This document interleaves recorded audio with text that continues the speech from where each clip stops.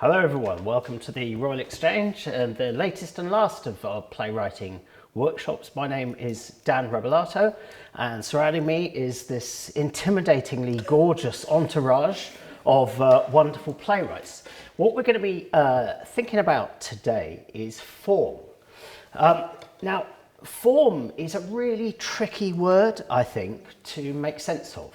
And it's a really tricky word because it's simultaneously quite vague. Form just seems kind of wishy-washy, and then sometimes we use it and it feels like it's incredibly rigid. It's a set of rules about this is how you must organise a play, how you must structure a play. And then sometimes I think it can seem very big. It's like, you know, at some level we talk about the form of theatre, and then sometimes it's absolutely granular and tiny, like when we talk about the form of a sentence or the form of a scene. And then I think as well, we pair it with other words. We talk about form versus structure. We talk about form versus meaning. We talk about form versus content.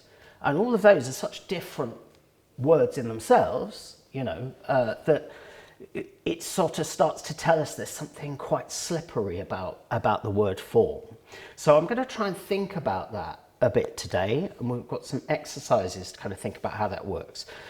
Because one of the things that I think is really interesting about form is that if we think about it in terms of form and content, let's say, which is a fairly sort of standard thing we think about, the problem is that we kind of think there's such a thing as form and there's such a thing as content, but nobody has ever seen a form in the wild without content attached. Do you know what I mean? There's no such thing as sort of there's a form. It has no content in it, but we've seen it. And similarly, content always comes in some form. So form and content really kind of fit together in a way that means that they're very hard to tease apart. And I can kind of illustrate that in a certain way with, I'm going to think about three plays. There are A Question of Attribution by Alan Bennett, late 80s play by Alan Bennett. Peter Morgan's play, The Audience, and Handbagged by Maura Buffini, both from about 10 years ago.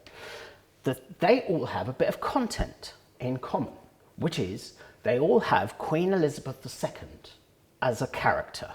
Okay, they all, and objectively, that's the same content because there was one real person called Queen Elizabeth II, and they're all in these plays. The thing is, in Question of Attribution by Alan Bennett, she turns up in one scene, very unexpectedly. Okay, in The Audience, she appears in meetings with prime ministers over 7 decades. And in Handbagged, we see both the young queen and the old queen, and they interact and they kind of, I think they talk to the audience and things like that. And so the form is totally different and the content is on one level the same, but the queen appears to be completely different in each of these plays, because in the Alan Bennett thing, she turns up and she's kind of quizzing the keeper of the artworks, and she's sort of unexpected and she's a bit mischievous and she's a bit cheeky. In the Peter Morgan play, because it takes place over this long period, we see her with lots of these sort of quite grey politicians. She's quite reserved, she's wise, she's quite emotionally reserved in particular. And then in Handbagged, she's this sort of meta-theatrical figure. She's implicitly anti-Tory. She's sort of this, you know, this person who's full of sort of sharp little insights. So you change the form and the content always changes with it. And of course it also kind of works the other way, because you can have plays that on one level have the same form, but you put different content in it, they're going to feel very different. So for example, you could say that a duologue, a two-hander, that's a form, isn't it? A play with only 2 characters. But you know, Tim Crouch's England, Enda Walsh's Disco Pigs, Marie Jones' Stones in His Pockets, you could not have 3 more different plays. So once again, it seems as if the content is changing the form and the form is changing the content, and they can never be seen apart. So there's something really complicated and quite energetic, I think, and quite creatively productive going on in this fusion of form and content. One way we sometimes talk about form is sometimes people talk about it as a sort of container or a vehicle for the content. There's a very famous 20th century critic called Cleanthes Brooks whose image he uses to describe form is the well-wrought urn. So an elegantly created urn that contains the content. But of course that is rubbish, isn't it? Because urns are for dead things. Well, urns can be for dead things, or they're for inert things like wine and oil and stuff like that. And as we know, as we've just seen, the form changes the content. The one thing you don't want from an urn is it's going to change you want to put your wine in it, transport it and store it, and it does not change it. Okay, so an urn is a really bad image for what we're thinking about. Okay, so I want to start thinking about form and content, but form in particular, and I'm going to introduce another pair of terms that are slightly confusing for people, but I hope this will actually start to become a way of us thinking about form as something that we make kind of creative choices with all the time, whenever we're writing a play. And these two terms that I want to think about are plot and story. Okay, plot and story. Now, plot and story, again, they sound like slightly different words for the same thing. So what's the difference between plot and story? So there's a very famous statement by the novelist E.M. Forster. And E.M. Forster says, and I'm paraphrasing here, but he says, the king died and then the queen died is a story. The king died and the queen died of grief is a plot. And what I think he means by that is the story is the entire, almost random succession of events in the fictional world. It's only when you put them together in a plot that they start to combine in specific ways. Okay. So we're already thinking a little bit about form, because the difference between story and plot is that plot is a specific arrangement of a selection from the story. Okay, so let's make this a bit more formal, specific in terms of definition. Let's say the story is everything that happens in the fictional world. Okay, the story is everything that happens in the fictional world. The plot is everything that happens in the play. And of course, we know that there's this really important distinction because, if you wanted to write a play about the COVID pandemic, the COVID pandemic, in a sense, contains everything in the history of the world, because it's past pandemics, and it's the history of medicine, it's the history of our sociality as a species, and that sort of thing. When you write your play, you might write a 45-minute real-time one-room scene where somebody is caring for someone in hospital, okay? Or you could write a completely epic play in which, you've got 20 scenes and it starts in sort of 4000 BC and ends with the COVID pandemic, because we're just selecting different things from the story and turning them into a plot. Now, because we've got, this is where I'm going to use my high-tech contemporary video display here. So the fact that we've got plot and story means that we've got a grid. Oi, watch yourself. Okay, there we go. So this is plot, and this is story.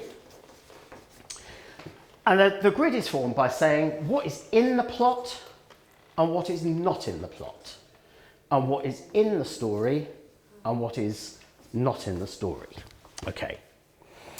So, what we're thinking about is when you're writing a play, you've got all your story stuff. You choose what from the story you're going to put in, and what you're going to leave out, So let's try this. You guys know Macbeth? Great. So look, this is probably the easy one.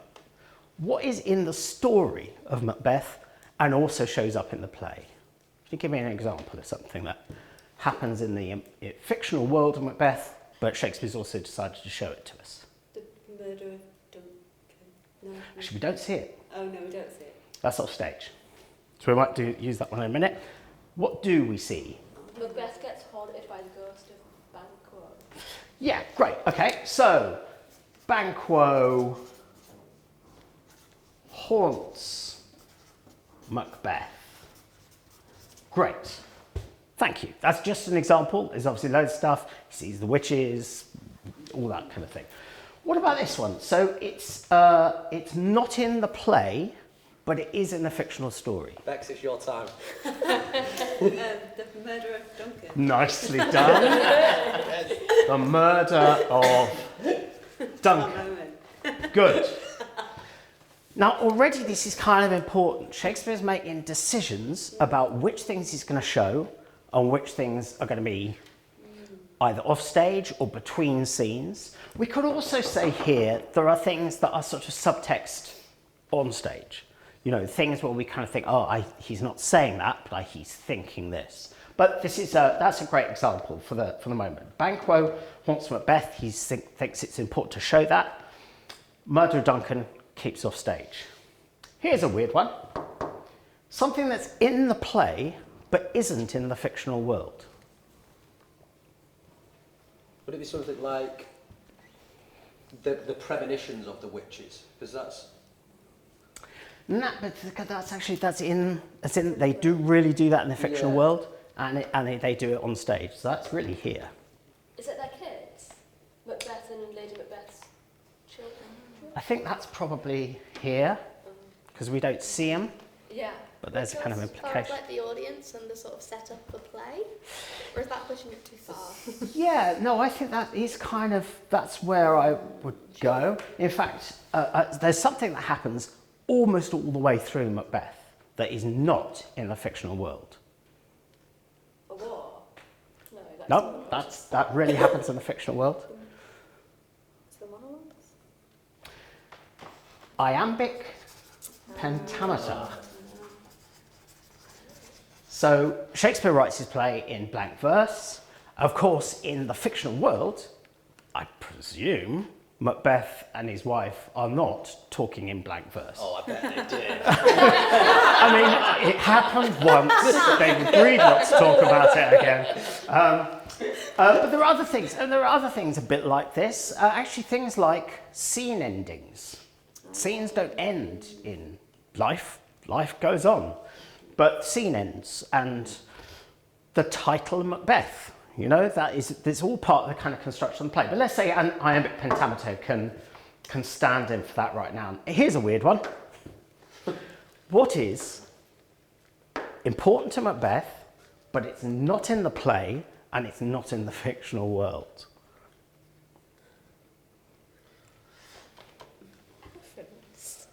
Yeah, man. I mean, it's ridiculous, but for Macbeth in the early 1700s, it was probably really important that James I had written a book about witches.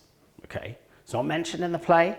It's not part of that fictional world, but James I's demonology would have been known by everybody in the audience. They would have been aware that this is something, he's written this thing fulminating against witches, and it becomes kind of part of the meaning of the play. So is it like the context around the Yeah. world? Yeah, exactly. And probably the best example of it would be Arthur Miller's The Crucible, which is obviously about the McCarthy witch trials on one level, that of course the play doesn't mention them, and it's not really part of that fictional world either.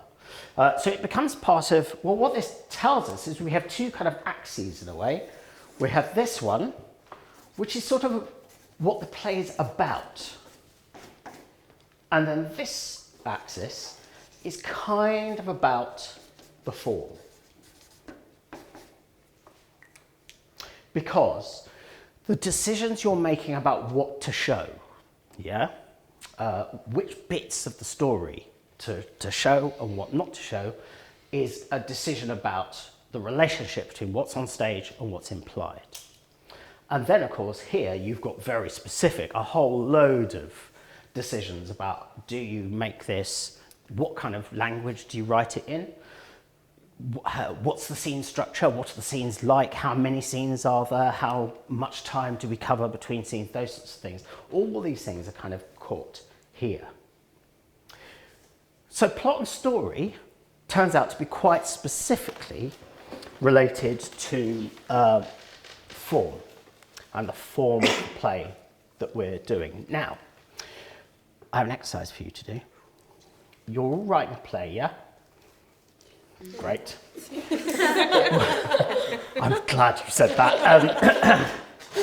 You're all writing a play. What I want you to do is just think about that diagram and kind of just think about something that goes in every box. All right?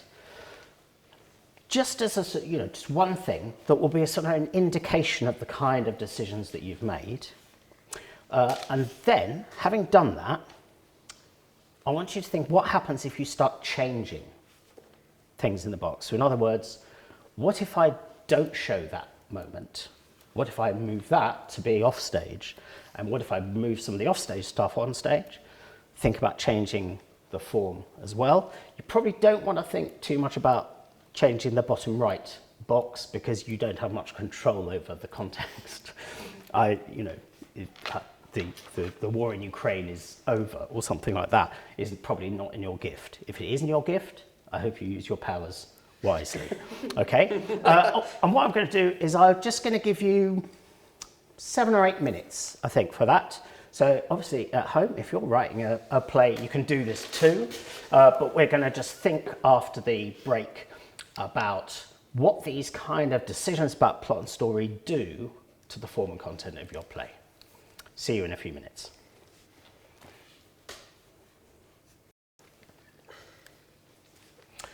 Great, so my lovely playwrights have been working very hard on trying to identify the plot and story dimensions of their texts. So what I'd like to do is call upon you just to see what you've identified about your play, and then we might think a little bit about what happens when you change it. Josh. I was worried you'd do that. What have I identified? What have I diagnosed? Yeah, actually, what would be good is you probably all know Josh's play, but I don't know your play. So could you just, in a couple of sentences, give me an intro to it? Yeah, it's a monster horror play. It's closed time, closed space, sort of a weekend away for a group of people that work for a gin sales company. And the business is under pressure, it's contracting. It's kind of about workplace politics. Okay, great. And how they're changing. So what are you showing and what are you not showing from your... So just the things at the top of the head, it was like there's a character called Curtis, arrives late. The monster murders Faz. Oh, we see that? We see that. Okay. Yep. Great. Drowned. Miriam decides to leave the company altogether. I mean, I know these don't make any sense out of context. But then there's a lot that we don't see, like, such as before the play starts, the character Miriam had a car accident on the way there. Right. And only last week I'd moved it to not be, it had been seen, but now it's not seen. Okay. So I guess I was thinking about along these lines, like what's useful to make sure the play's active and stuff's happening, but also sometimes it's useful, I guess, not for it to happen, because then it can create sort of energy or kind of context. Yeah. No, absolutely. Yeah. And did you choose not to show, to have the kind of accident scene because you wanted to keep focus on the main venue? I was just having trouble with like what is the inciting incident and where should it happen and how does that reflect more broadly to the sort of the bigger questions of the play. And just by putting the accident straight away at the beginning, we were already in a kind of the world of horror without having time to just enjoy the characters and love them before they all get. Great. And what about the sort of bottom left box, which is the the one that's closest to form. Yeah, I'd struggled with this because it's the challenge of me writing this play was to try and do closed time, closed space, where can you make something active of just kind of lots of information reveals. Yeah. So I didn't know that if that's a choice within itself, the fact that we are only in one room for a few hours, and the fact that there's a end of Act 1. I mean, I guess there's a break there, but otherwise the time runs continuously. That is absolutely, that is a formal choice. I think one of the things it's really important to say is every play has form, and even forms like the real-time play or a very naturalistic play or something like that, which we're so familiar with that they almost feel transparent. They are actually still formal choices. So that is completely a choice to keep us in the one room, keep it in real time, not allow the audience the release of changing scene. Yeah. Great, thank you. Afshan, where did you... There's an enthusiastic look of someone who's dying to share this information. Do you want to just quickly describe your play to me? Yeah, there's been about 1 million drafts, so I'll describe the recent version of it, which is, it's set in a halal meat shop and run by 4 Muslim women, and one of the women accidentally kills the health food inspector, and they have to then figure out, that comes midway through the play. So yeah, that happens, and they have to figure out what to do with it, or him. And is the tone of it... Comedy drama. It's comedy drama, right, great. That's why I'm laughing, and it's, it's not serious. I don't just, So what decisions have you made about the things we see and the things we don't see? There's a lot of decisions that are already made for me because the characters are the 4 Muslim women and then the health food inspector, and then I've sort of kept it at that. Yeah. And so because of that, there's other storylines of the 4 women that exist in their worlds, but we don't see them. Yeah. But we know that they exist and we hear about them. So somebody's husband is cheating on them, somebody ran away from home, somebody's trying to actually murder their husband, because he's not a great person. I do like men, I just still can't murder him. He's not a great person, so that's all right. He's all right. I mean, if you think about it. It's a conversation for women. I definitely killed people off for less. He's been really nice. And then there's other political stuff, but I think that comes in the bottom right-hand corner. Which is sort of like the sexism in the world that they're in. They're in a meat shop, in a butcher's, and there's a lot of sexism that takes place, and that's sort of like the context of it. But I don't know if that's too broad of a... No, absolutely. Thing. I mean, that's the sort of thing an audience will have come into the play with, and so it'll resonate with them. There's an awareness of that's when you come in, you're already like, oh, okay, 4 women in a halal meat shop is quite... interesting already, so you're already coming into it because completely. And what about the bottom left, the sort of formal thing? Yeah, I had, there's a couple of monologues that take place in it which you wouldn't do, none of them would do. Then there's a couple of scenes where they all talk over each other to customers that don't exist, which they wouldn't also do in that space.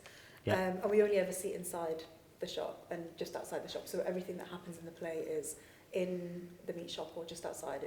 There's nothing in their own houses or, and if we were to follow the narratives, we really would get that. So great.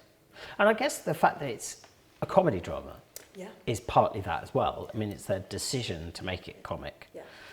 I imagine the actual situation, well, actually, I don't know, given the things you've just said. But I mean, I imagine killing a meat inspector is not a good No, and they do, and they do. Spoiler alert! They think that they kill him and they think that he's dead, but actually he's not. And so he's not dead. And then you've got a good reaction over here to that. That's a preview of the whole audience gasping. Can't wait. Okay, yeah. And then there's a potential for him to actually die at some point because I couldn't have him live in the. There's something that he needed to just. So it starts to become sort of farcical. No, that's a challenge that I'm having with myself, is that I don't want it to become farcical. Right. So it is quite dramatic, and the comedy comes from them as women, sort of trying to understand what happens and how they exist as a group. Right. Until the murder/not murder takes place, and then it becomes quite serious, and how do we deal with this thing that's happened? Right. That hasn't happened because he's actually alive.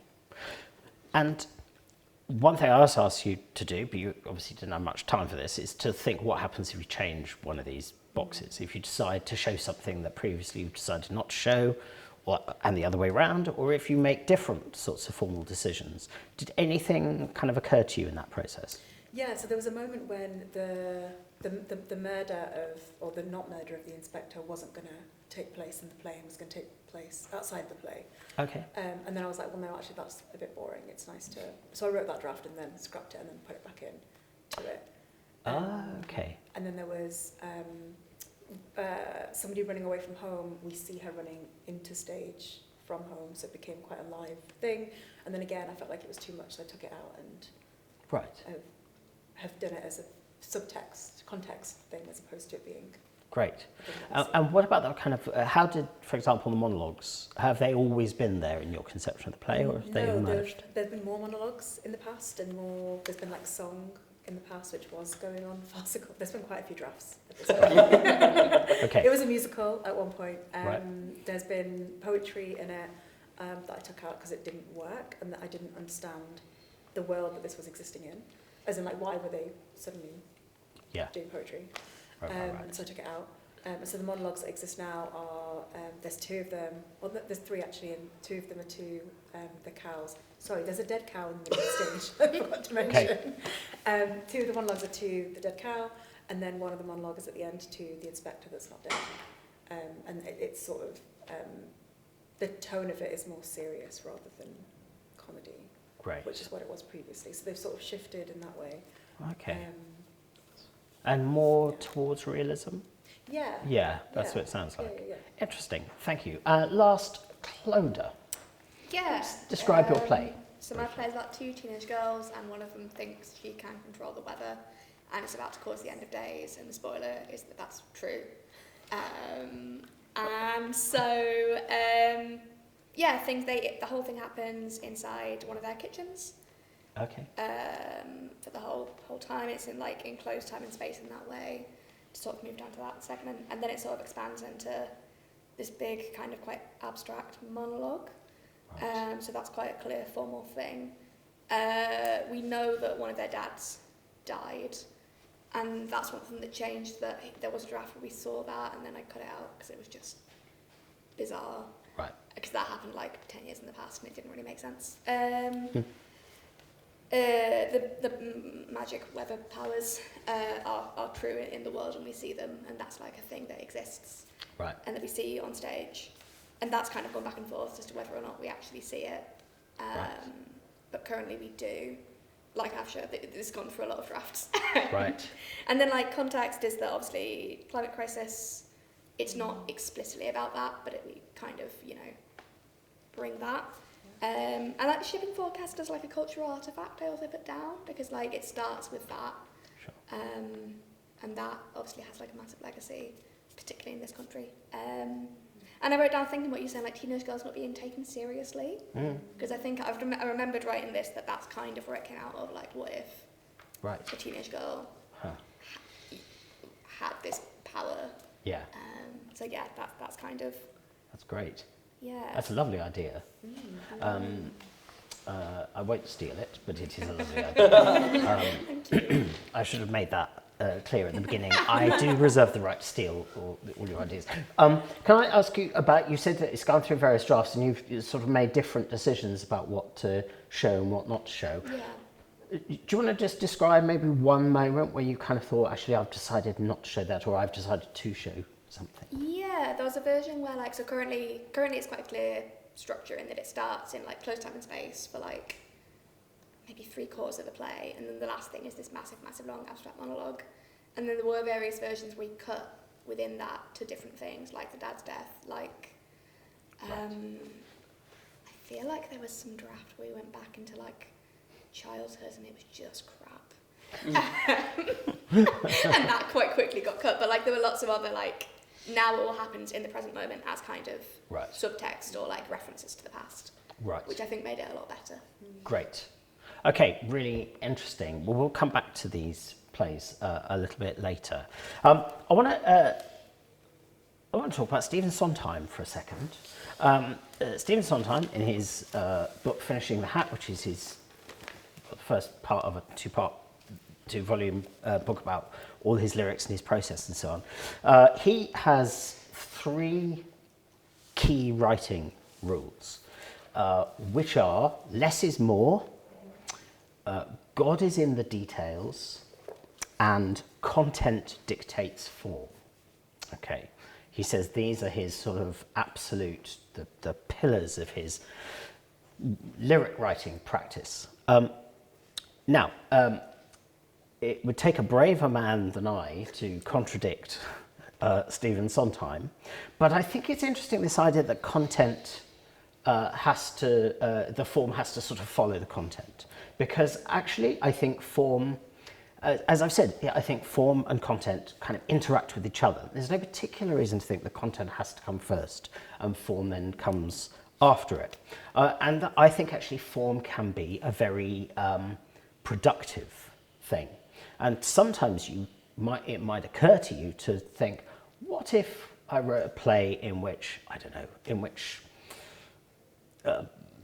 all the scenes are told backwards? And if you kind of get interested in that, you might then think, now let's reach around for a form, for a content rather, that would be interesting to tell in that context. So we're going to try that, okay? We're going to try and do a little bit of writing where I'm going to give you a formal device that will kind of constrain, but also, I hope, produce writing in a certain way. Now, I have some formal devices. As a good playwright, I carry formal devices with me in case I get into a dramaturgical tight spot. So what we'll do is you're going to mirror each other. So Josh, do you want to read that out? And Mohammed, you're also going to do this one. Write in rhyming couplets, but you don't need to have a regular rhythm. Yeah. So it doesn't have to be regular poetry, but it's constantly rhyming couplets. Okay? Jake. Write dialogue without using the letter E. Good luck. Is that Okay, me? that's you. Okay. Great. Well, not that. Okay. Okay, this is slightly more cryptic, Clodagh. And this is A also scene where every line of dialogue is incomplete except one. So every line of dialogue is incomplete except one. And then, this is quite a difficult one to explain, but anyway, you'll Right. Write a scene where the lines of dialogue happen in reverse order. Oh. So the first line of the scene is the last line of the conversation, and the last line of the scene is the first. Yeah. So it's not that the individual lines of dialogue are Okay, smooth. it's not like you have They're not like that. It's just they're ordinary lines of dialogue, but you've got them in the reverse order that And they have to sort make of sense in the reverse actually. order. Well, that's what you have to figure out, whether there's something interesting you can do with So it's that. like almost like a mirror poem, but with Yeah, okay. that sort of thing. So, here's the thought.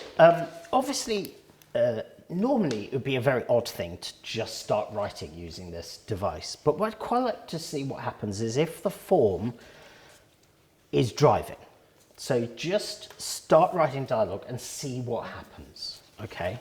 I'm going to give you 10 minutes for this, and obviously at home you can choose one of these if you want to do it yourself, or you can have a comfort break, go and watch something on TV and come back in 10 minutes. Okay, see you in a few minutes. Good luck, guys.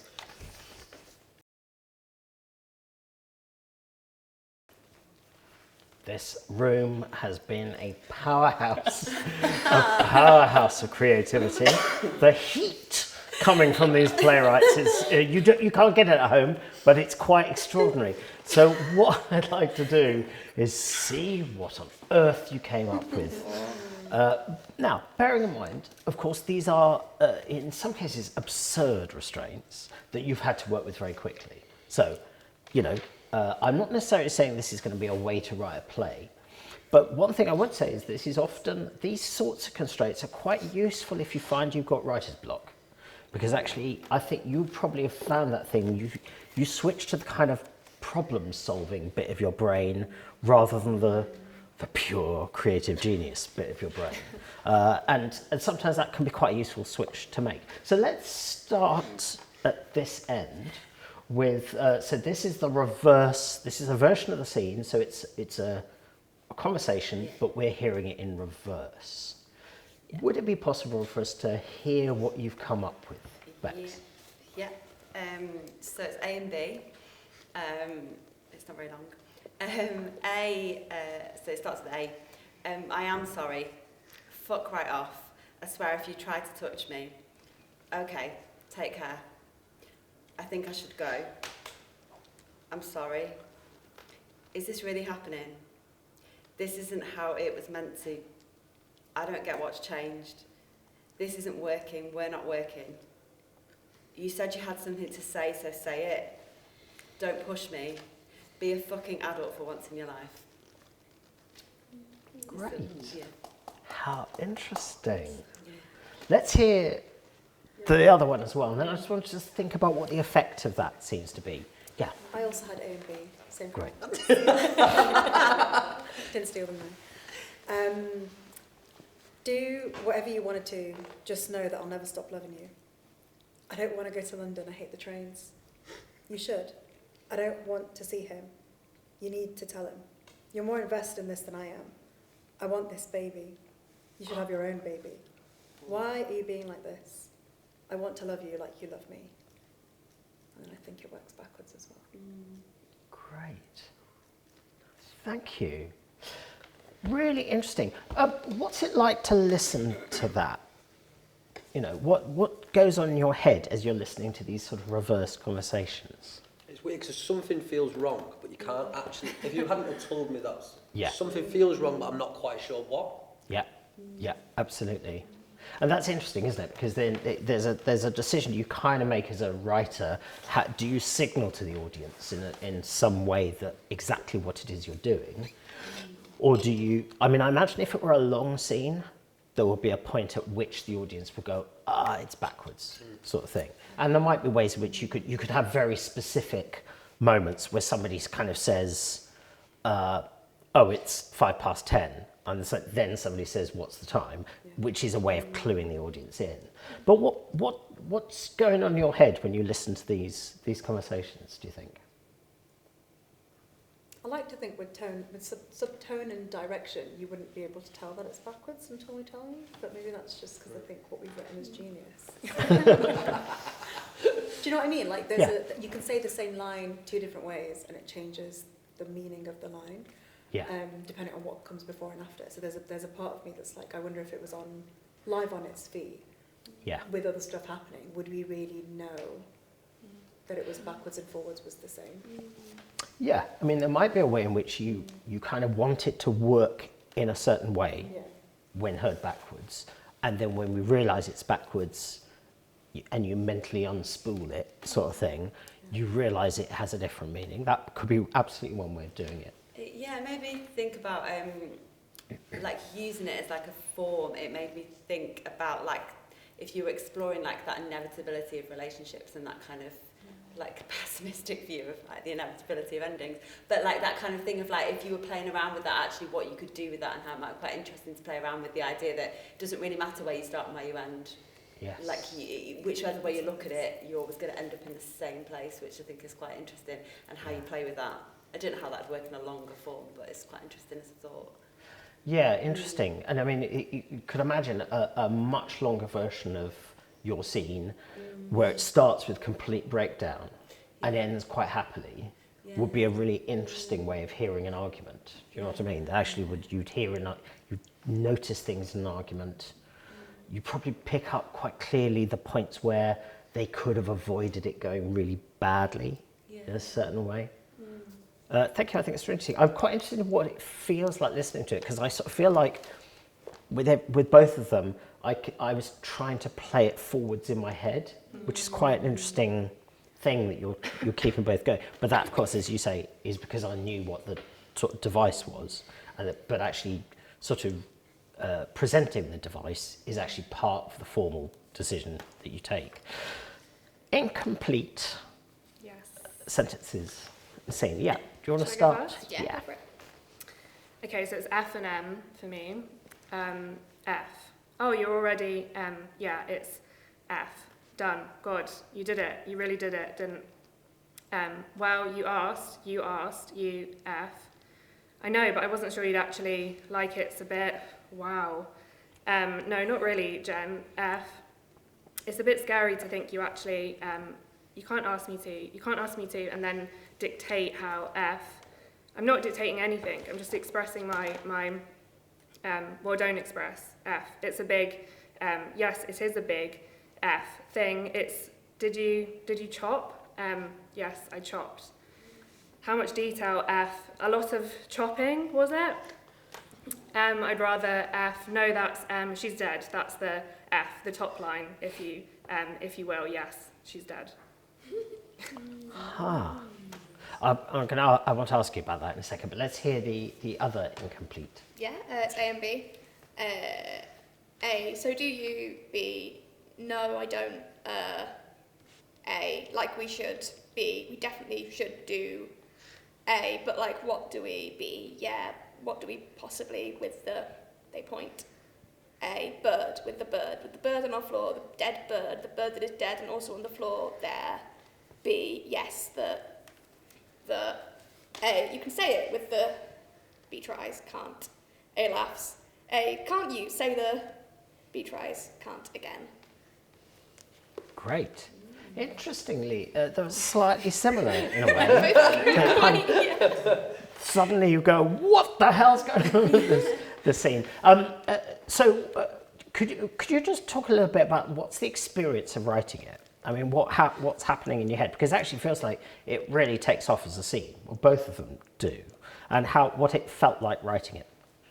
I think quite good because, I mean, there are a couple, I guess, if you couldn't tell, and I think couples are like that. They finish each other's sentences, they interrupt, and so it actually felt quite natural within that context. Yeah, I certainly felt with this one, well, I think it certainly felt natural. It felt like realistic dialogue for most of it.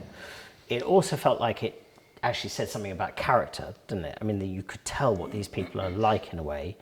But then actually when the chopping started, it felt like, it feels like they're dancing around not saying something, which then becomes really interesting dramatically. And what about, do you want to say something about the decision about which line to complete? Yeah, certainly, like I think it felt quite natural. Me and Bess were saying that we don't finish sentences normally in writing. Yeah. Ever. So I tried to sort of lean into making a decision about which one it was. So that was the one where we discover what it is they're talking about. Yes. Sort of similarly, I guess. Yeah. Yes, very interesting. It'd be interesting as well if you flipped it and just made it the only line that you finish, make it the most pointless line ever. It doesn't mean anything. Yes, I think what I thought was interesting is that even though it's quite natural, I think you really noticed that none of the lines were finishing, which actually started to seem like quite a formal device. It actually felt slightly abstract, like something very linguistic, was taking place, which is interesting. That tension, sometimes incredibly naturalistic dialogue, actually slightly knocks you out of the reality of the scene because you keep going, oh God, that's so like how we speak. So you're not quite so absorbed into it, which is an interesting kind of tension, I think. So, scenes without the letter E. How did this go? As good as it can do. It's quite mundane, mine. Do you want to go first? Oh, how we then, yeah. Yeah, go on. I've gone for A, B, and C. I'm ambitious. Get that extra person in. It's okay. A party with no alcohol. What kind of party is that? B, a party for Muslims. C, I'm not Muslim. A, Fozio is. B, I know, but look, nobody's going to go. Fozzie's going to look stupid. Oh, Fozzie's going to look stupid having the big room in Noir with nothing in but balloons. C, can I still go? B, I'll go. C, obviously. A, do you think Fozzie will have, with Ali? C, nah. B, no. A, would you? B, no. A, you would. B, I said no. C, who would Ali go for out of you and Foz? And it's as far as I got. Wow, Nice. that's amazing. It's very good. I kept kind of trying to, you get too fast for me to check whether you had E's in there. But, no, it's great. No, I totally trust you. Right, let's hear your version. This is a party of words. This night is known as history. It shall. This is a birth of our dictionary. Woo from crowd. First port of call. Alpha. Who wants to start? I do. Oh, Alan. Go on. Didn't Oxford do this? Don't talk of that traitor in this building. Oxford, shit. It knows what it's... I cannot. Man, that's that's really interesting. Watching you write it, you seem to start quite slowly, but then accelerated. Is there a sense in which you got into a vocabulary set that didn't have E's in, or what was it like to write? Really hard to begin with. Yeah, absolutely. I spent like a lot of the time looking for synonyms of stuff. Like I wanted to say believe and trying to find synonyms that were natural. So then people just decided to stop saying something and say something completely different. Right, very good. I mean, this is partly an exercise that derives from the Oulipo movement, which was a French literary movement, which is characterized by them making these very arbitrary decisions. And there's a famous novel by Georges Perec, which does not have the letter E in it at all, and has been translated into English. Imagine how hard that translation is. It's called Avoid, is the name of it. And I think the idea of it was sort of that if you put this weird constraint on someone, you will force your mind to go somewhere that you wouldn't ordinarily go if you just wrote, the kind of basic thing. So that thing about someone will feel silly in a room of balloons or something. Yeah. That was. Because I couldn't use the word alone, because what I was doing, when I stumbled over reading it, is I've written lines with E's in, then crossed it out and thought, okay, how else can I write this? Right, yeah. And I was like, balloons doesn't have an E in. How weird. Yeah, right. No, but that's interesting, because then I think that produced a very, very vivid image. Actually, can't use image. It's got an E in it. But, it actually does, it's the sort of thing that you would not have written if you'd written it in an ordinary way. And similarly, birth of a dictionary. Yeah. Birth of a dictionary. And once I figured out that dictionary didn't have an E in it, then I was... That's impressive. Yes. Because I was thinking I could really do with a dictionary. And then once I figured out there was no E in dictionary. Nice. Excellent. Very good. And rhyming couplets. I wrote a poem. Of course you did. Yeah. It's a bit All right. easier. It's a bit daft. Okay. There once was a man called Dick. He was a truly awful prick. In his trousers he did pack heat. When to his lover he decided to go and meet. He grew up in Cheltenham, washed twat the lot of them. Enjoyed the finer things in life, including his friend's wife. Oops. I mentioned he has a large penis. Walking around, everyone could see this. People would go up and stare at his large package down there. It did not make him feel good with everyone looking at his wood. He just wanted to go about one day without someone having something to say. Congratulations. Get it published! I thought it was going to be a bit weird. Very good. Right, I'll come back to that. Yeah. I'll ask you to account for yourself, sir. But, Josh. Okay, 2 characters. When the clock moved from 1 to 2, I think of you. You're a fool if you think a number's enough to move me. Let's sit until 3 and then see where we're at. Time can't change facts, nor reattach us. We were a box of matches that burnt out. No need to shout, it's 2:30. Let me have just 30 more minutes of you. Oh, man. Well, See, why didn't you have a nice one like that? I can't be genuine. Right, what was that like to write? Well, I think it's something about kind of poetry makes you go towards kind of something of romance or like limerick type stuff. It's quite useful in a way, you kind of go in like a bit of a Kate Tempest tribute act sort of mind, but actually that can sometimes be quite useful because you're then like using words and images and metaphors that usually you'd be like, this feels silly like to write down, but it's actually quite nice to go down that road even if you decide ultimately it doesn't work for the story. And I think because obviously in a sense because you went for more regular lines, which of course gives it more of a comic feel because rhymes basically are funny things, aren't they? Rhymes are basically, it's amusing that words rhyme with each other, and the more prominent that is in a poem, usually the more comic it is. Whereas it was much less regular. In fact, I didn't always catch the rhyme, but you were just aware that there was this sort of little sort of pattering sense of something else going on with language, which I thought was very interesting. I mean, so both of them were very successful in doing a quite distinct thing with that style. So, as I say, I'm not necessarily thinking that you would think, I am going to write a whole play without the letter E in it. But I think it could be something you go, if I just want to just force myself out of my kind of comfort zone into writing something different than I normally would, you could set yourself a certain kind of constraint. Now, you could set yourself a slightly more sane constraint. It might be that you think, I'm not going to let any of these lines of dialogue go over one line. Okay, so I'm just going to have it as a very, or there are going to be different numbers of words in each sentence or something like that, just so that you're forcing yourself to mix it up a bit.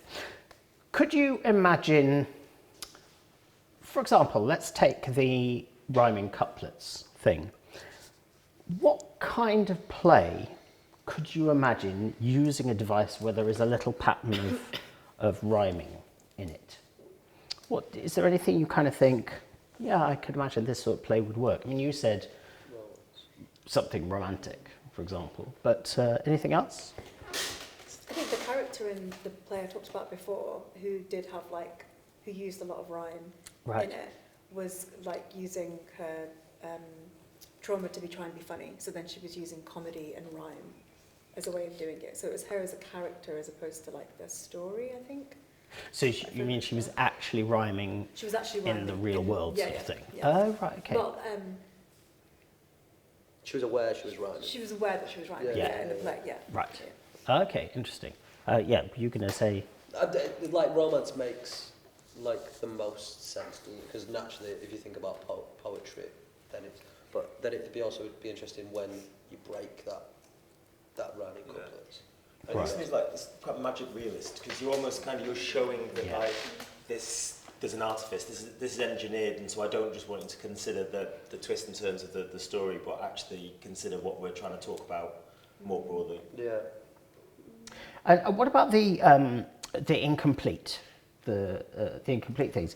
As you say, partly it pushes you towards a very mumbly realism, but can you see any ways that could be, you could use that in a more deliberate way for a particular kind of effect, do you think? I suppose like that play, like Lemons, All the Lemons, like it's about censorship, basically, so they can't say certain things. Yes, that's interesting. I thought like a thriller or like a heist story where there's like a real time pressure, so like they're constantly interrupting each other, so it's got to happen fast. Right. Yeah, that's interesting. Yeah, and the lemons, that play is interesting because, absolutely, there's something very specific there about censorship and control of words. I was thinking as well as a play by Carol Churchill called Drunk Enough to Say I Love You, which uses fragments of sentences. So it's really not naturalistic. You're actually very aware that you're just hearing like the middle of a longer sentence. But it means that she's able to sort of take us, basically she takes us through US foreign policy over the course of 50 years in a conversation between two guys on a sofa. And again, you're very, very aware that something kind of rather particular has been happening with language. Can I ask, in your other kind of writing moments, what kinds of formal devices have you used? I mean, you've mentioned sort of poetry, monologue, for example. What other kind of things have you found interesting and useful to use? Josh? I usually quite like using lists and quite episodic short scenes that sort of make a collage over time. Right, okay. And how does that actually work as a piece of dramatic writing? Sorry, what do you mean? As in, how does that? As in lists. Is it that characters on say? I just like characters suddenly like breaking into sort of like very sort of like magic lists that express something that they're thinking or feeling. Okay. I just enjoy it. I suppose it's quite silly, but when I was talking about magic realism, then that's sort of I like kind of high concept kind of stuff that might exist in the realist world and then jump elsewhere. Great. I'm trying to think of why I choose that as a form and how that links to the content beyond me just saying that's what I like. I can't really think beyond. That's just what I enjoy. I think sometimes those kind of list things, like if you have a character who says there are 8 things I'm going to tell you, it's got a kind of wonderful containment to it, and that means it becomes more surprising when something very sincere and passionate comes out. Do you know what I mean? You get that tension between the kind of restraint and the expression, which I think is always something interesting with form, that it doesn't necessarily always have to be an incredibly sort of abstract thing. It's sometimes the more formal restraint you have, the more emotional it gets because of the things that escape the formal device and that sort of thing. Any other things you've used yourself, Bex? So I wrote a play a few years ago that was about sort of like a perceived terrorist incident in the Piccadilly Gardens, and I tried to set the challenge that the 2 characters would only convey the facts and wouldn't convey any kind of judgment on it. And the idea, it was basically about fake news really, but the idea that actually even by the facts that they put on display and the way that they put them together actually led us to a certain conclusion anyway, and then sort of unpicked that at the end. So trying to play with that really, but I quite enjoy that kind of thing of form and playing around with those kind of sort of really sort of strict forms to sort of then see what you can get from it, and like you said, see how you get emotion from that as well. Yeah, and when you withdraw something that an audience would normally expect, sometimes they fill it in, which is quite an interesting device, particularly something huge like kind of terrorism, where people are going to find it very hard not to fill it in, but will become aware of what they're filling in and ask questions about that as well. Very good. I think what I'd like to do is for us to think about your plays, okay, but actually start thinking about what happens if you were to lob in some kind of formal device to them. Now, I've got some suggestions for sort of play structures that you might use, but I think it might be quite interesting for you to come up with some play structural ideas that you can give to each other. So we don't have a slide for this, but we're just going to take a couple of minutes. If you look under your chairs, I've suggested some kind of play structures, and you'll see they're very abstract, and they're very kind of constraining. What I'd like you to do is just come up with one more, and I can just give you a couple of minutes to do that, and then they will become available for other people to think about their own plays with. So there'll be a couple of minutes of not much happening here. Okay, so what we've been coming up with is ideas for ways of structuring a play. Now, I said right at the beginning of this that nobody's ever seen a form on its own without content. I guess this is the nearest we're going to get to that, because these are just some quite abstract ideas of how you might put a play together. I've got various ones here, which I might show the camera later on, but they include things like a play of 15 scenes, each one shorter than the last. That's a rough kind of formal idea. But you've come up with, no doubt, better ones. So let's just quickly go around and see what you came up with. Afsha. So I said if a scene has 3 characters in, then the same scene happens 3 different times, but each time a different character says the dialogue. So they sort of rotate. They rotate. Ah, interesting. Great. Natalie. I don't know if I've really done it right, but I like it, so I'm going to throw it out there. Great. A play that takes place in a YouTube comment section. Yeah, okay. Great. Thank you. Jake. A play where the odd scenes are in the past and the even scenes are in the future, and then the climax is the present. Nice. Mohammed. Play that has one scene in the present and then the next scene is the same idea but 10 years in the past. Great. Okay, thank you. Josh. Something like so the actors are on stage, all the dialogue's cut, and instead there's the writer's commentary over what's going on. Over the top. Okay. This is shit. This is shit. What did I think I could do this? Okay, great. Thank you, Naomi. Characters can only talk in present or future tense, never the past. Great. Clover. A play where there is some sort of physical, practical task actually happening on stage at all times. Great. And Bex. A play that breaks down completely at some point, the actors break character, join us in the real world, then go back into the play to end the story. Terrific. Great ideas. Really interesting. Now, this is your task. Your own plays, the plays that you're writing now. What I want to do is look at this list, think about the list of ideas that your fellow playwrights have come up with, and just choose one and kind of think, right, if I have to make my play fit this, how would I do it? And the aim of this is not to actually write the play like that, but what might you learn about your play from putting it into quite an unfamiliar form? Okay?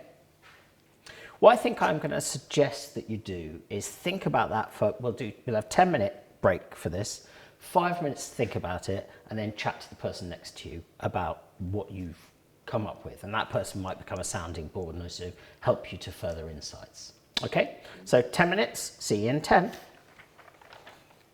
Can we all read them again? Are we using each other's? I think I forgot. Yeah, just if you read those out again. Yeah, because I think I forgot. So it's if a scene has 3 characters in, then the same scene happens 3 different times, but each time a different character says the dialogue. Okay. So we rotate it. A play that takes place in the YouTube comment section. Am I reading mine as well? Yep. Okay. A play where the odd scenes are in the past, the even scenes are in the future, and the climax is the present. Great. A play that has one scene addressing a problem and then the next scene is addressing the same problem but 10 years earlier. The writer's commentary over the top of the scenes. Oh, yeah. Characters can only talk in present or future tense, never the past. There is always some sort of physical, practical task happening on stage. And a play that breaks down completely at some point and the actors break characters, join us in the real world, and then go back into the play to end the story. Great. So choose one of these or one of those and see how your play would work. I'll tell you in 5 minutes. Just going to run And then you'll, yeah, of course. And then you'll have, 6 minutes. welcome back. So we are thinking about the plays that you're writing and what would happen to those plays if you put them into a different form.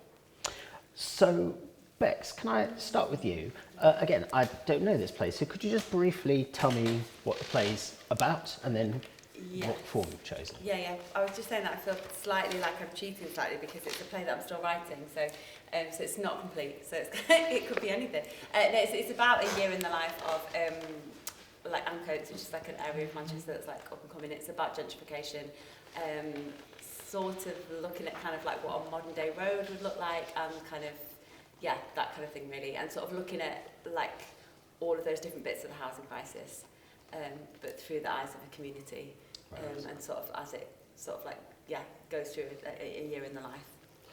Is it a kind of large cast play, are you imagining? Yes, sort of, but kind of also done through like narration, so kind of a combination of... Right. Yeah. Okay, great. So, what formal device did you try out with your play? I liked Afshan's idea of having like, maybe not 3 characters, but like the characters in the scene all saying, repeating the scene with different people taking on different dialogue. And I was just saying that maybe it would be the climax scene where there's a body in the canal and we don't know whose body it is, and like playing around with the idea that it could be anyone, and the idea that actually regardless of where people are at, that everyone's lives are sort of interlinked. So yeah, playing around with that and how that might unlock some stuff. Yeah. So that as a device then would start to talk about the connectedness of all the characters, the interchangeability of lives. Yeah. Okay, that's interesting. Yeah. And what sort of, you mentioned narration, but in terms of how you're currently thinking about it, what kind of what form is it taking shape in? It's sort of got a few different forms. There's Josh's idea about having the writer's commentary. It's also got the writer in it. I think partly because it came from the idea that I currently live in Ancoats, and it's that kind of idea of like whether or not you're part of the problem when you see the problem, and like actually how, like, are you observing it, and are you actually above it, or are you part of the problem because you've moved into an area that actually is being gentrified so that you can be a part of the area, and can you be a part of the solution if you're also a part of the problem? So I wanted to put that in, so it's kind of got a bit of that in it as well. So it kind of plays around with lots of different bits, and then it kind of lots of short scenes at the moment. Yeah, great. So it's a massive form currently. Yeah. And do you mean that you are a character in it, quite literally? Yeah, and just sort of and interrogating that, because I just think that it's something that in my writing I've got quite interested in is why we write the plays that we write, and what we and how we can interrogate that, and how we can interrogate why we put those stories on stage, I think. Great. Yeah. Do you know a play called San Diego by David Gregg? Oh no. It's really interesting. It's a play in which David Gregg has put himself in as a character, but he's killed quite early on. It's really interesting. But that becomes then part of the argument, then he returns. It's all really interesting. San Diego by David Gregg. Natalie. Yes. So do you want to tell me about your play? And then it's quite hard to say that much about it because there's like a bit of it's like all is not what it seems, and there's everything changes at the end. But it's about a couple, so similar to what I was writing about earlier, and it's sort of about where we're at as men and women, and how we're sort of making each other worse, maybe, and going down these paths where it's like with things like Andrew Tate, and also with feminism, how that's kind of cyclically making the relationship between men and women not good, and then that playing out within this relationship. But I liked the idea of having them leave the play and then talk to the audience and then come back, because I thought that could give an opportunity. Like, I don't know if you've ever had this in like arguments you've had where you kind of want there to be a third party, like a judge or something, who's gone like, no, actually you were right, and all the stuff you said was right, or you know, like to judge the situation objectively, and having the audience be able to do that, maybe, and go and talk to them about what they think about the conversation that the characters have had, and then them going back into the scene and maybe even using that in some way. So Oh, that's very interesting. It makes me think of Thomas Ostermeyer did a version of Ibsen's play An Enemy of the People, the fourth act of Enemy of the People. It's about a doctor who's discovered a problem with the basically sort of the sewers in the town, but nobody wants to listen to him because it's so important for the tourism. And he holds a public meeting and he addresses people, and it all goes very badly wrong. Thomas Ostermeyer did a version that it was German production, came over to the Barbican in London, and in the bit where he addresses the public meeting, they actually had a roving microphone, and they started getting people to actually contribute. And what's really interesting about it is that we were rubbish. We were such a terrible audience. And it actually, you sort of kind of realised that was actually sort of the point, that people just started complaining about ticket prices and made very naff remarks, and you kind of thought, yeah, this is about the failure of democracy. And actually, so the audience participation was not actually about sort of great liberation and we all were a part of this. We all failed, and that our failure became part of the production. It'd be quite interesting to think what you do. Does the second part of the play where you return, is it changed at all by what happens with the audience? It would be hard to, I guess, write, but I like the idea of that. That would be interesting. Yeah. Huh. That maybe they take it and then they talk to each other about what people have said and what other people have said, and that would be very how that plays into their conversations. But yeah, it would be hard to write in advance, I guess. Yeah. Unless you sort of write two versions, if the audience has come down more on one side or the other or something like that. Well, anyway, interesting. Naomi. Yes. So could you tell me about your play? So my play is about a British-Chinese adoptee being reunited with their birth father and it not being what they imagined. Great, okay. Interesting. And how would you describe the sort of feel, tone, form of it? Currently, it's a lot of scenes, but kind of quite fragmented. Although the scenes in themselves, the fragments you get are quite naturalistic, but then just occasionally it goes into this heightened kind of what I'm trying to get across, a sense of overwhelm, whether it's visual or oral or hearing. Yeah, okay. Do you say overload? Overwhelm, yeah. Right, yeah. Okay, interesting. And what's the aim of that idea? What's the aim of that idea?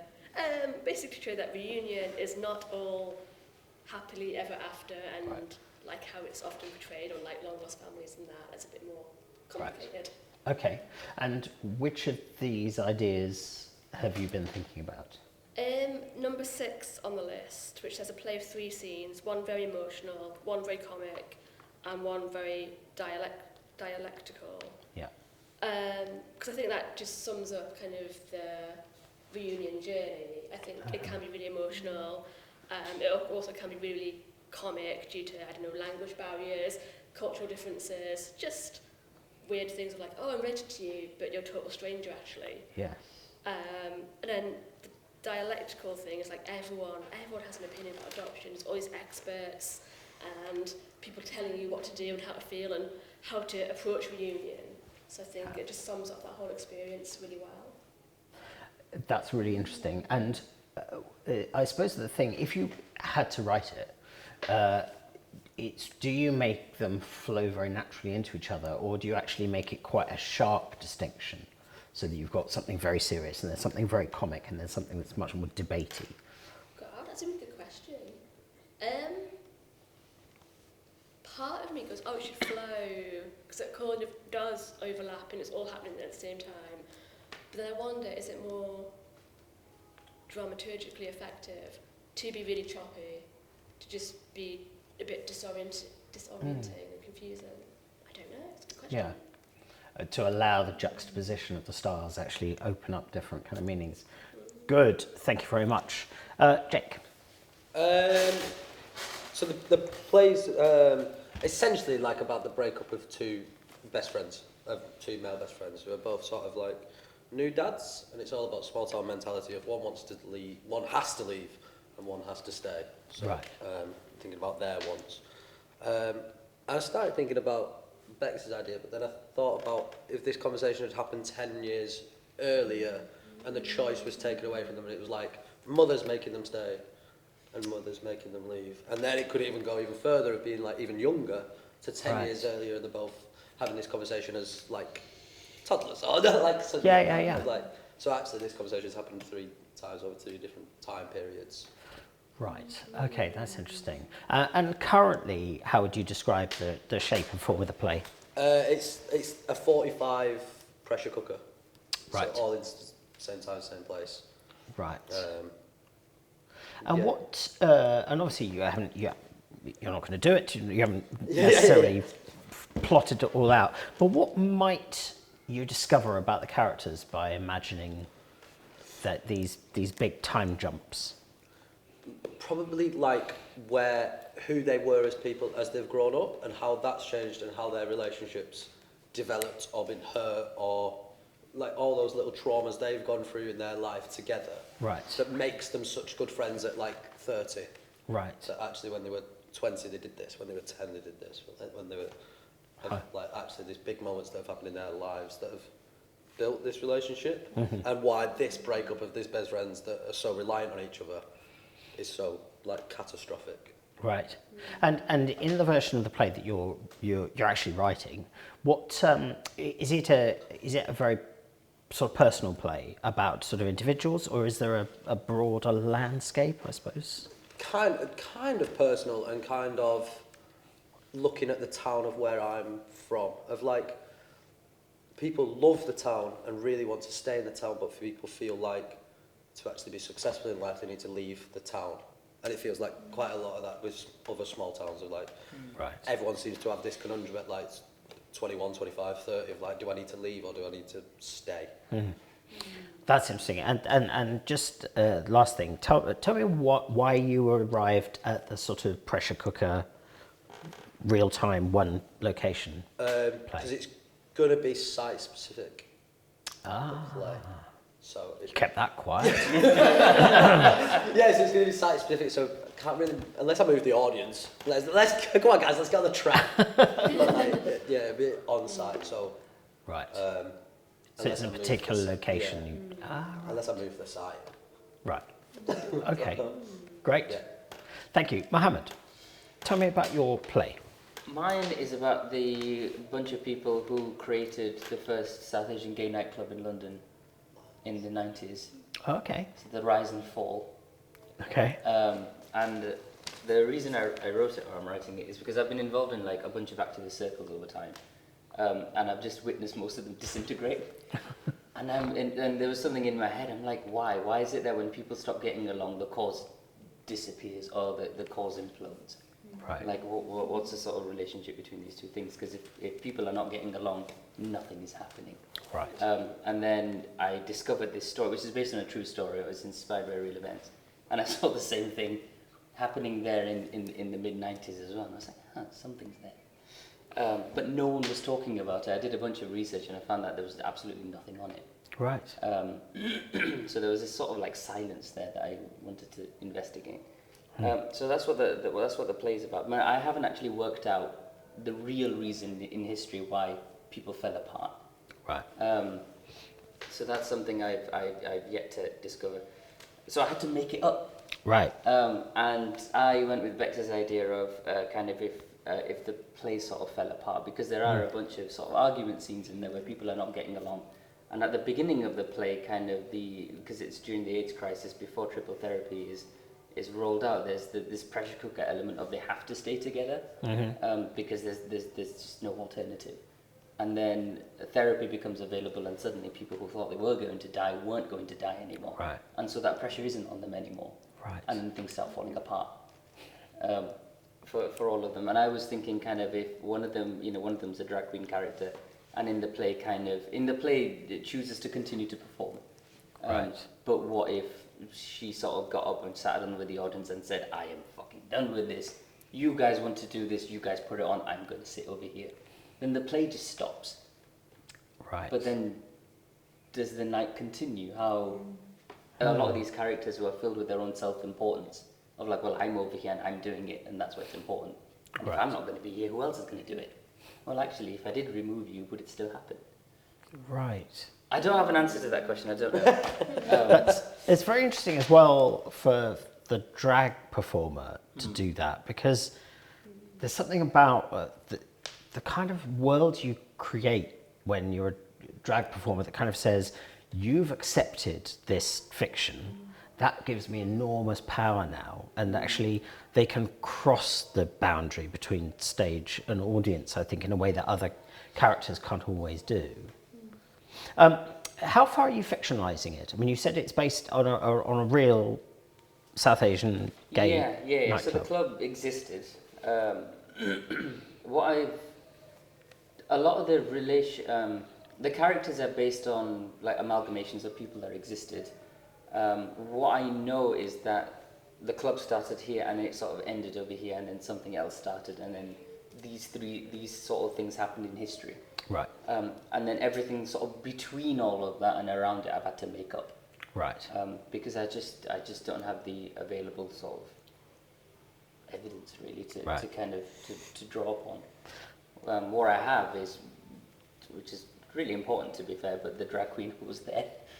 I've been able to interview her, so that's been great. So she's been able to tell me a lot of stuff, but I haven't been able to verify it with from other people's accounts. Right. Because I haven't got them yet. So there's a lot of stuff I've had to sort of make up around it, and kind of quite trickily, some of the people who are involved still alive. Right. Yeah. Yes, you have a career in litigation ahead of you. So, really interesting.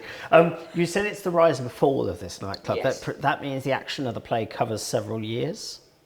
When it started, I was going to cover 1988 when it actually first began, all the way up until 2001.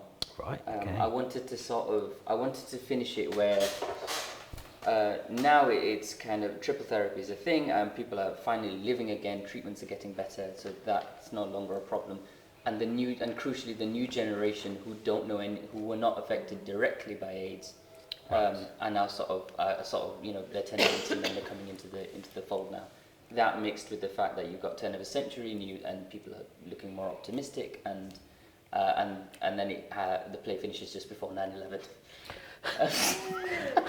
Okay. That was the original idea, but then as I started writing it, it just wasn't coming together. Okay. This massive expanse of time that I was trying to portray just wasn't happening. As I was reading, I'm like, this feels more like a year or two, as opposed to 10 years. Right. Right. And so the timeline of it just sort of started shrinking, and I was thinking, right, well, what's the most important fact that I've got over here? And that for me was 1996. You've got the before and after the Vancouver conference, when they announced that these protease inhibitors that they're using, the combination of these three drugs is actually working for the first time properly, and people are recovering essentially from their deathbed. Yeah. And that became the big moment. So it had to be before and after that. So now the storyline of the play sort of starts well into the 90s, and then finishes well before 2001. Huh. Fascinating. Lecture over. Great. Yeah. Very good. Thank you very much.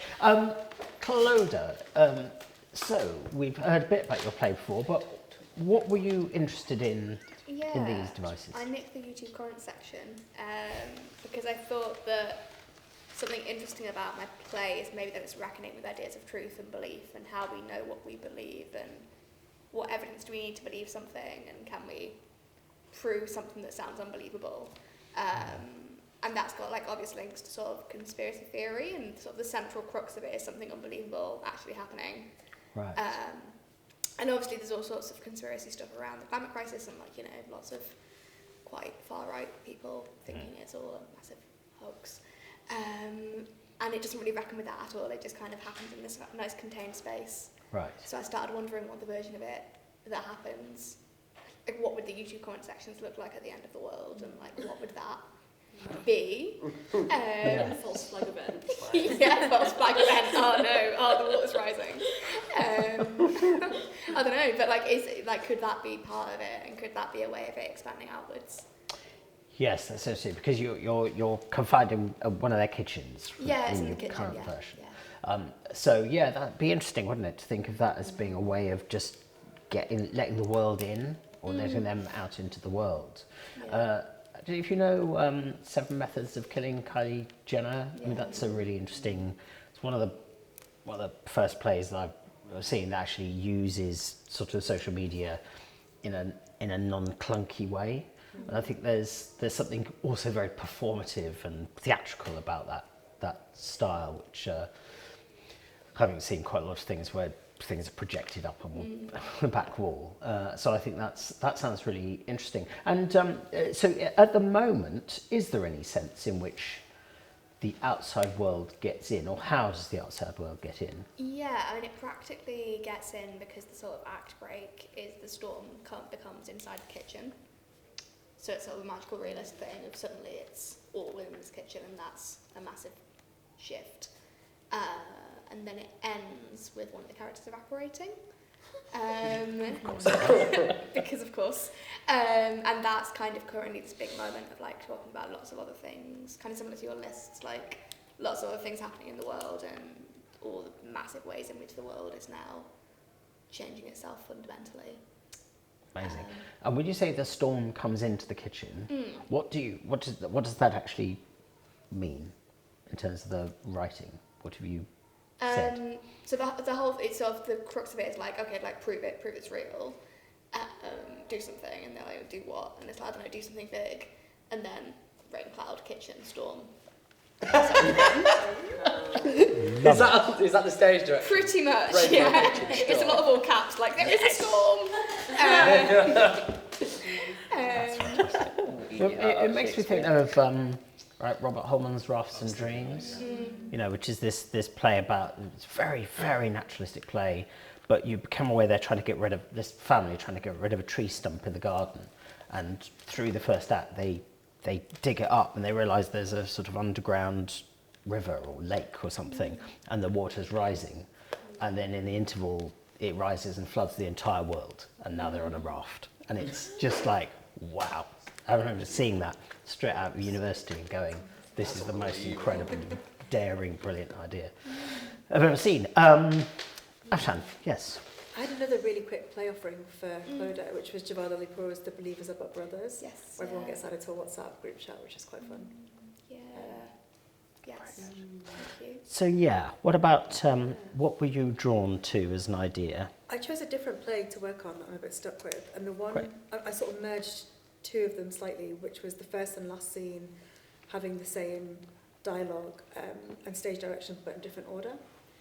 And the play is very much about where we begin is where we start. Also, where we end is where we start, and it's the idea of nothing, everything's changed but nothing has changed in her relationship and what she wants, in her relationship to her mother and her desires. And it's the shift, I guess, is her emotionally being okay with it.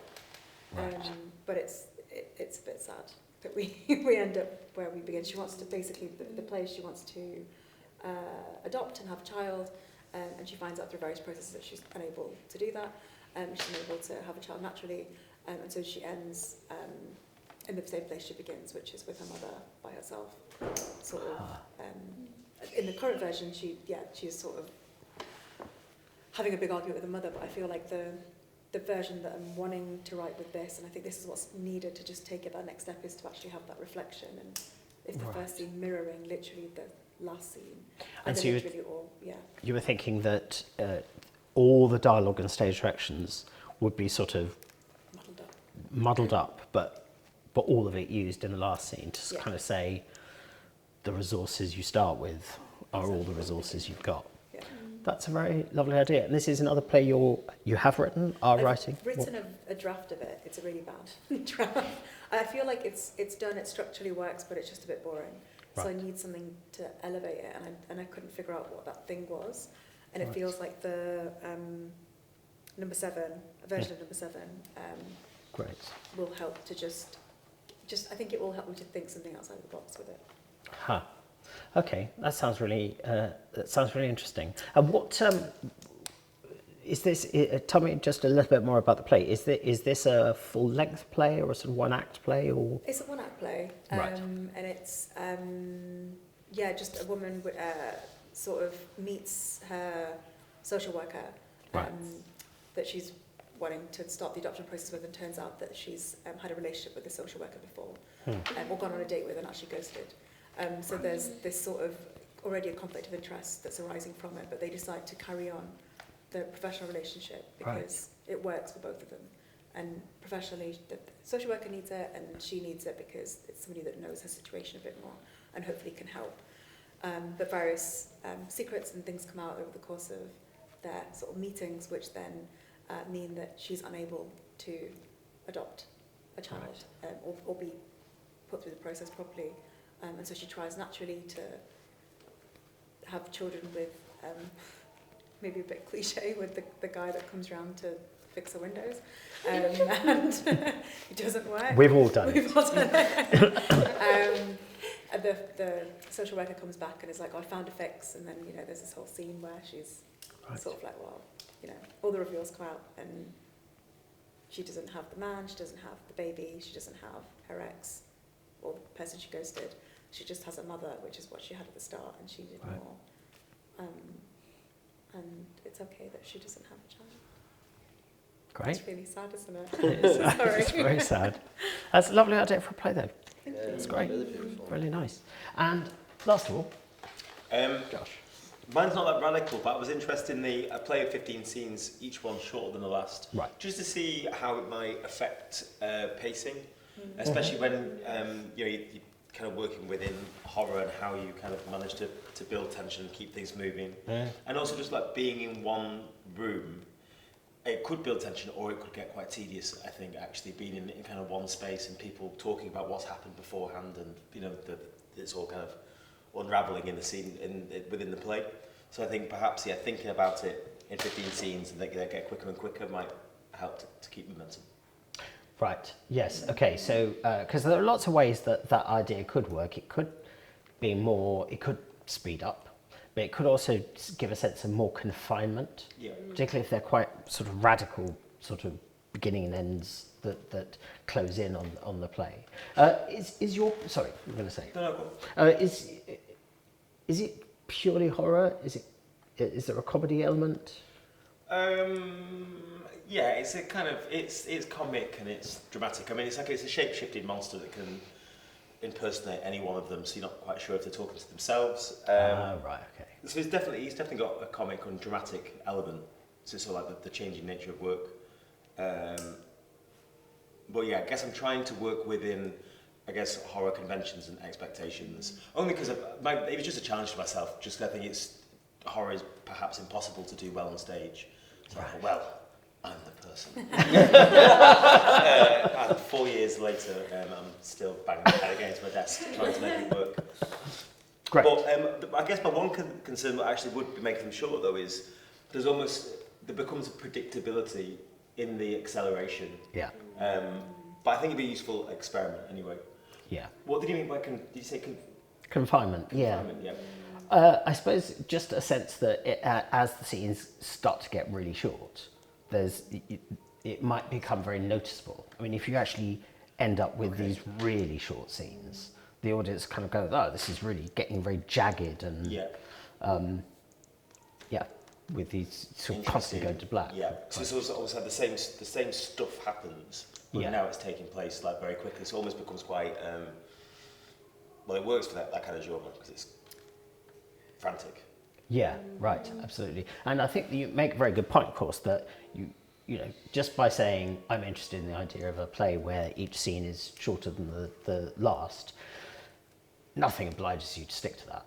You know, the famous, a sort of famous example of this sort of device is Harold Pinter's Betrayal, you know, which is a play about a sort of triangular relationship and a married couple and affair, but he tells it backwards. The scenes basically start at the absolute breakup of the marriage and they end with the first flirtation. But actually, he doesn't really stick to that, and sometimes he goes forward because I'm Harold Pinter and I can do what I like, But also, there's no, if you have to have a longer scene, then that's interesting in itself. You know what I mean? So these things should never seem like they're sort of inflexible straitjackets for the play. What interesting play ideas you've got?